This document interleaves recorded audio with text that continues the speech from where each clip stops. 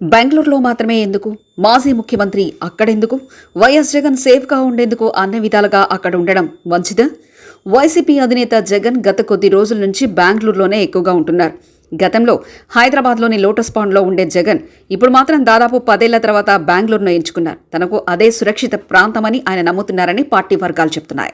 హైదరాబాద్ అయినా తాడేపల్లి అయినా తనకు సురక్షితం కాదని ఆయన ఒక నిర్ణయానికి వచ్చినట్లు అంటున్నారు. అందుకే తాడేపల్లికి అలా వచ్చి ఇలా బెంగళూరుకు వెళ్లి అక్కడ గడుపుతున్నారు. ఫ్యామిలీతో సహా అక్కడే ఎక్కువ కాలం ఉండేలా ప్లాన్ చేసుకుంటున్నారంటే ఆయనకు కొంత ఇబ్బందులు ఎదురవుతున్నాయని పార్టీ నేతలు అభిప్రాయపడుతున్నారు. వైఎస్ జగన్కు తాడేపల్లిలో పెద్ద నివాసం ఉంది. ప్రభుత్వం ఎన్నికల తర్వాత సెక్యూరిటీని తొలగించింది. అంతేకాదు ఆయన ఇంటికి వెళ్లే దారిని కూడా ఓపెన్ చేసింది. దీంతో ఆయన ప్రైవేట్ సెక్యూరిటీని ఏర్పాటు చేసుకున్నారు.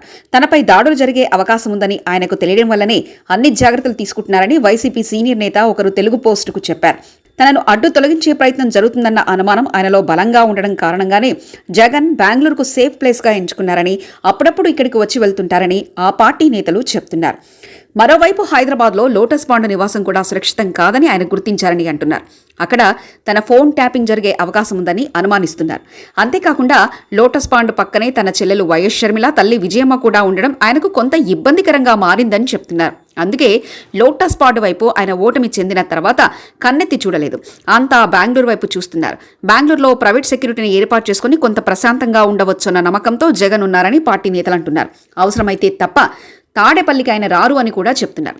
తాడేపల్లిలో ఉండే పార్టీ కార్యకర్తల తాకిడి కూడా ఎక్కువగా ఉంటుంది. కార్యకర్తల ముసుగులు తనపై దాడి చేసే అవకాశాలు ఎక్కువగా ఉన్నాయని ఆయన భావించి ఆంధ్రప్రదేశ్కు దూరంగా ఉంటున్నారని పార్టీ వర్గాలు చెప్తున్నాయి.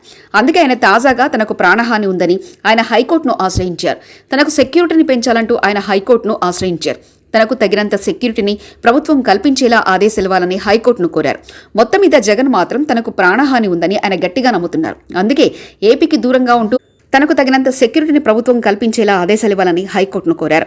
మొత్తం మీద జగన్ మాత్రం తనకు ప్రాణహాని ఉందని ఆయన గట్టిగా నమ్ముతున్నారు. అందుకే ఏపీకి దూరంగా ఉంటూ పార్టీ కార్యక్రమాలను పర్యవేక్షించాలని నిర్ణయించుకున్నారని పార్టీ నేతలు చెప్తున్నారు.